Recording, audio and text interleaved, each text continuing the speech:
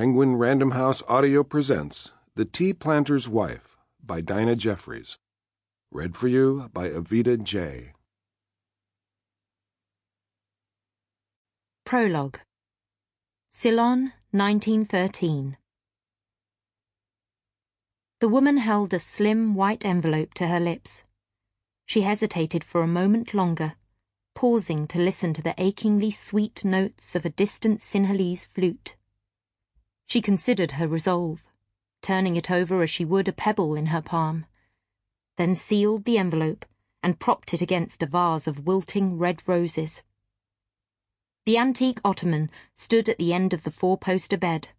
Made from dark wood, its sides were covered in satin moiré with a padded leather lid. She lifted the lid, took out her ivory wedding dress, and draped it over the back of a chair, wrinkling her nose at the sickly scent of mothballs.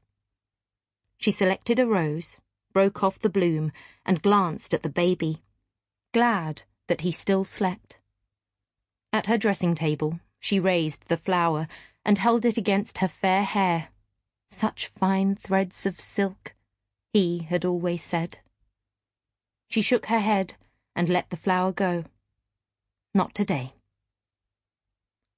On the bed, the baby's clothes were already placed in random piles.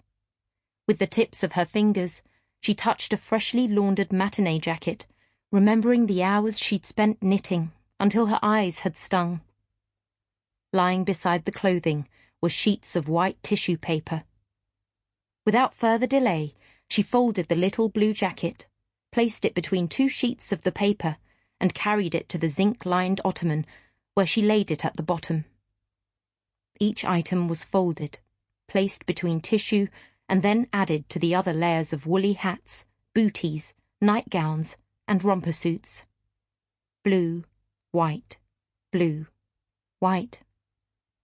Last of all were the muslin squares and terry napkins. These she folded edge to edge, and then, when it was done, she surveyed her morning's work. Despite what it meant, she did not blanch at the sight. Another glance at the baby's fluttering lashes signalled that he would be waking soon. She'd need to be quick.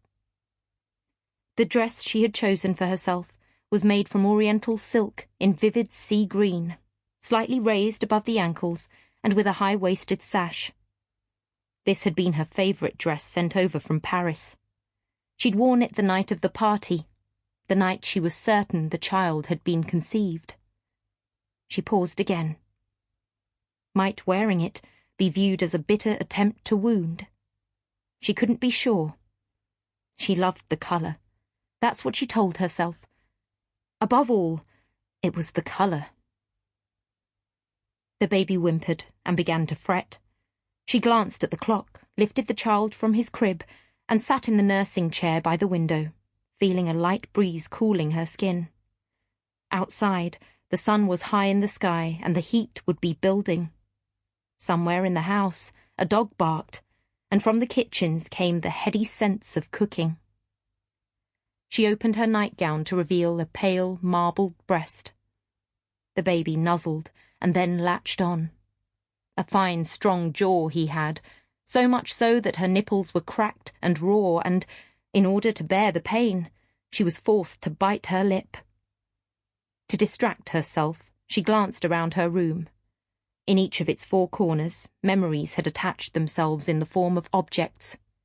The carved footstool that had come from the north, the bedside lampshade she had sewn herself, the rug from Indochina.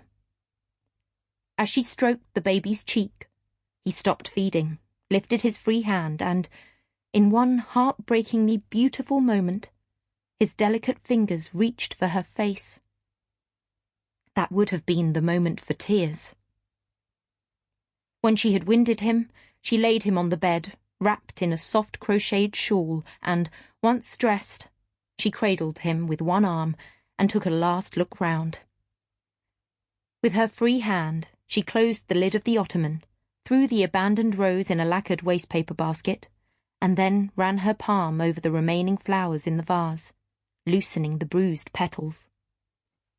They floated past the white envelope, to fall like splashes of blood on the polished mahogany floor. She opened the French windows and, glancing around the garden, took 3 deep breaths of jasmine-scented air. The breeze had dropped, the flute silenced. She had expected to feel afraid, but instead was filled with a welcome sense of relief.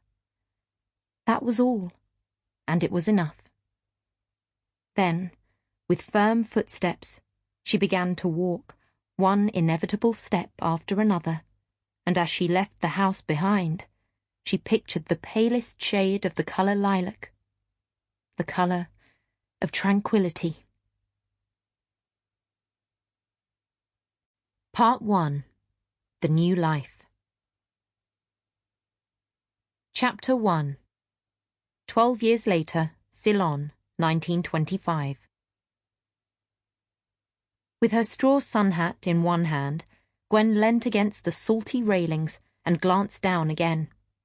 She'd been watching the shifting colour of the sea for an hour, tracing the shreds of paper, the curls of orange peel, and the leaves drifting by. Now that the water had changed from deepest turquoise to dingy grey, she knew it couldn't be long.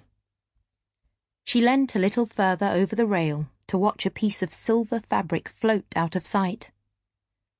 When the ship's horn sounded, loud, prolonged, and very close, she jumped, lifting her hand from the rail in surprise.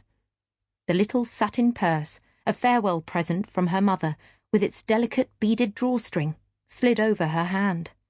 She gasped and reached out, but saw it was too late as the purse dropped into the ocean, swirled in the dirty water, and then sank.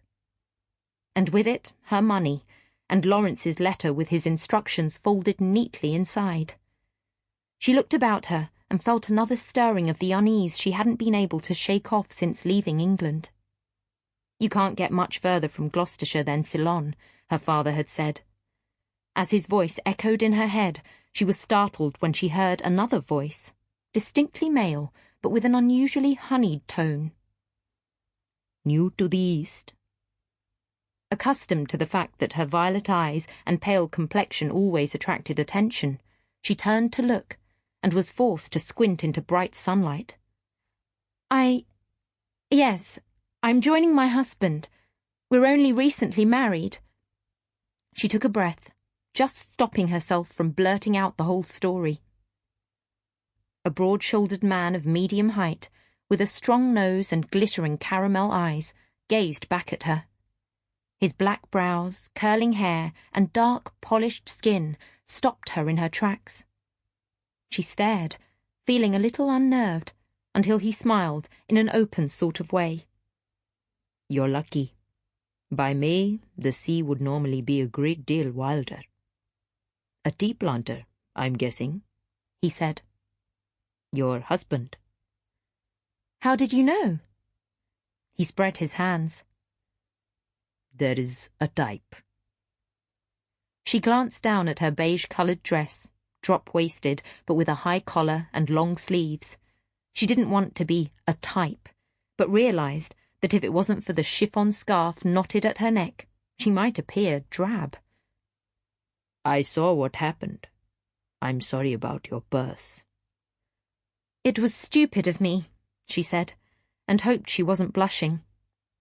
Had she been a little more like her cousin Fran, she might have engaged him in conversation, but instead, imagining the short exchange to be over, she turned back to watch as the ship slipped closer to Colombo.